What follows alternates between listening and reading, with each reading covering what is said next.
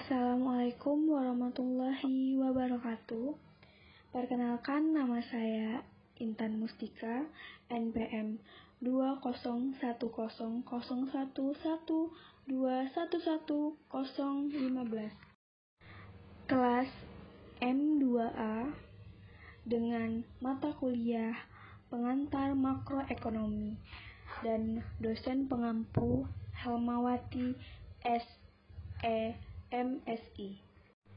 Di sini saya diminta untuk menjelaskan tentang ruang lingkup analisis makroekonomi di buku ciptaan Bapak Sudono Sukirno. Pendahuluan. Salah satu aspek yang membedakan antara teori mikroekonomi dengan teori makroekonomi adalah corak dan analisis yang dibuat. Dalam teori mikroekonomi, yang dianalisis adalah kegiatan seorang konsumen, suatu firma atau suatu pasar. Sedangkan dalam teori makroekonomi, yang diperhatikan adalah tindakan konsumen secara keseluruhan, kegiatan keseluruhan pengusaha, dan perubahan kegiatan ekonomi. Mikroekonomi lebih menitik beratkan kepada analisis mengenai masalah, membuat pilihan untuk mewujudkan efisiensi dalam menggunakan sumber-sumber atau mencapai kepuasan yang maksimum. Sedangkan analisis dalam makroekonomi menerangkan tentang pentingnya segi permintaan dalam menentukan tingkat kegiatan dalam perekonomian dan pentingnya kebijakan dan campur tangan pemerintah untuk mewujudkan kegiatan ekonomi di tingkat yang dikehendaki. Dengan demikian, isu-isu utama dalam analisis mikroekonomi. Analisis dalam teori mikroekonomi menganggap bahwa faktor-faktor produksi atau sumber-sumber yang dimiliki masyarakat adalah terbatas, sedangkan keinginan manusia tidak terbatas. Maka masyarakat haruslah membuat pilihan-pilihan yang dibedakan kepada dua aspek, yaitu dalam memproduksi barang dan jasa dan menggunakan barang dan jasa. Maka terdapat 3 pertanyaan, seperti apakah jenis-jenis barang dan jasa yang harus diproduksi? Jawaban dari pertanyaan ini merupakan persoalan yang akan menentukan kegiatan-kegiatan ekonomi yang dijalankan dalam perekonomian. Karena memproduksi sesuatu yang sesuai dengan kebutuhan konsumen itu memerlukan efektivitas dan efisiensi. Berbagai faktor produksi, terutama faktor biaya dan faktor lainnya. Pertanyaan kedua adalah bagaimana cara memproduksi barang yang akan dijual untuk memenuhi kebutuhan konsumen. Ini berpengaruh dengan biaya produksi dan struktur pasar yang bertujuan untuk menerangkan bagaimana seorang produsen memecahkan persoalan. Setelah mengetahui jenis-jenis faktor produksi yang dibutuhkan untuk melakukan kegiatan produksi, produsen akan pergi ke pasar untuk mendapatkan faktor-faktor produksi yang diperlukan sebagai akibat dari penggunaan faktor-faktor produksi dalam kegiatan menghasilkan barang dan jasa yang dibutuhkan masyarakat. Jika terjadi aliran pendapatan, maka akan terciptanya kegiatan memproduksi barang dan jasa, dan tercipta pula pertanyaan ketiga, yaitu untuk siapa barang dan jasa perlu diproduksi. Lanjut lagi. 2. Asal mula perkembangan analisis makroekonomi. Faktor produksi yang terbatas tetapi mempunyai keinginan memperoleh barang dan jasa yang tidak terbatas, membuat pilihan-pilihan dalam produksi dan konsumsi barang, sehingga kepuasan dan kesejahteraan masyarakat dapat dimaksimalkan. Coba perhatikan pertanyaan berikut. 1.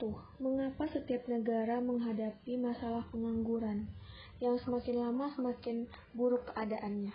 2. Mengapa masalah kenaikan harga-harga yang berlaku seiring kali diikuti oleh masalah pengangguran yang cukup serius? 3. Mengapa berbagai bidang perekonomian tidak mengalami pertumbuhan yang sama cepatnya? Mengapa kegiatan perekonomian tidak mengalami perkembangan yang stabil?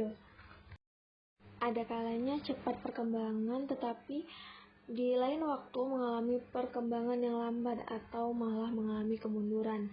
Akan tetapi menurut mereka masalah-masalah tersebut hanyalah sementara.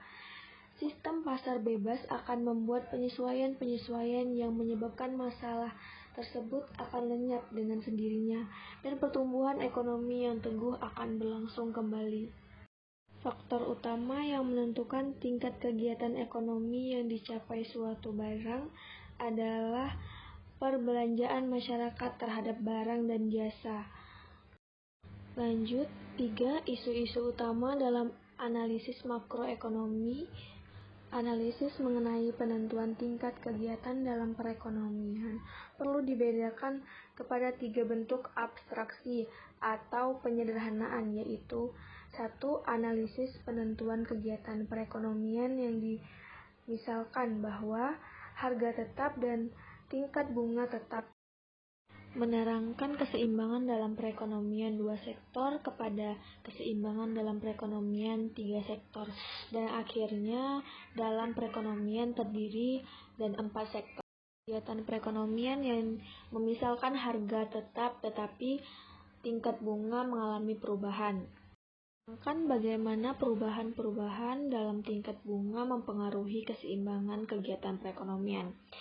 3. Analisis penentuan kegiatan perekonomian yang memisalkan harga dan tingkat bunga dapat mengalami perubahan.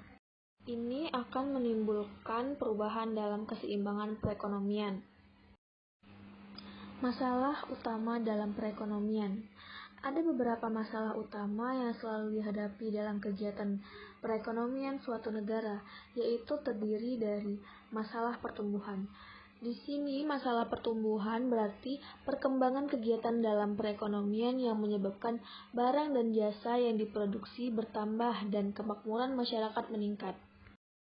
Kemampuan suatu negara untuk menghasilkan barang dan jasa akan meningkat dikarenakan faktor-faktor produksi selalu bertambah dan jumlah maupun kualitasnya. Investasi akan menambah jumlah barang serta teknologi yang digunakan berkembang. Di samping itu, tenaga kerja bertambah sebagai akibat perkembangan penduduk, dan pengalaman kerja dan pendidikan menambah keterampilan. 2. Masalah ketidakstabilan kegiatan ekonomi. Ini dapat dilihat dari perkembangan kemampuan memproduksi barang dan jasa sebagai akibat pertambahan faktor-faktor produksi. Pertambahan potensi memproduksi seringkali lebih besar daripada pertambahan produksi yang sebenarnya. Dengan demikian, perkembangan ekonomi akan lebih lambat dari potensinya. 3. Masalah pengangguran. Faktor utama yang menimbulkan pengangguran adalah kekurangan agregat. Para pengusaha memproduksi barang dan jasa dengan maksud untuk mencari keuntungan. Keuntungan tersebut hanya akan dapat diperoleh apabila para pengusaha dapat menjual barang yang mereka produksi. Terdapat hubungan yang erat antara tingkat pendapatan nasional yang dicapai dengan penggunaan tenaga kerja. Semakin tinggi pendapatan nasional, semakin banyak penggunaan tenaga kerja. Pengangguran akan mengurangi pendapatan masyarakat dan pada akhirnya akan mengurangi tingkat kemakmuran yang akan mereka capai. Jika keadaan pengangguran di suatu negara sangat buruk, maka akan mengakibatkan kekacauan politik dan sosial, serta menimbulkan efek yang buruk kepada kesejahteraan masyarakat. Oleh karena itu, begitu besar pengaruh buruk masalah pengangguran, maka harus dilakukan berbagai usaha secara terus-menerus untuk mengatasinya. 4. Masalah neraca perdagangan dan pembayaran. Neraca perdagangan menunjukkan perimbangan antara ekspor dan impor, sedangkan neraca keseluruhan menunjukkan perimbangan antara keseluruhan aliran pembayaran ke luar negeri dan keseluruhan aliran penerimaan dari luar negeri, yang berakibat terhadap kegiatan dan kestabilan ekonomi negara. mengakibatkan penurunan dalam kegiatan ekonomi dalam negeri karena konsumen menggantikan barang dalam negeri dengan barang impor. Karena itu, setiap negara harus berusaha menghindari terjadinya defisit neraca pembayaran. C. Kebijakan makroekonomi. Bentuk-bentuk ekonomi yang akan dilakukan suatu negara sangat tergantung kepada tujuan-tujuan yang ingin dicapainya. Setiap kebijakan ekonomi bertujuan mengatasi masalah-masalah ekonomi yang dihadapi. Dalam hal ini, kebijakan makroekonomi dapat dibedakan dalam 4 aspek, yaitu menstabilkan kegiatan ekonomi, yang berarti di dalam setiap negara pada umumnya diartikan sebagai suatu keadaan ekonomi tidak terdapat pengangguran yang serius, dan perekonomian meningkatkan stabilan harga-harga,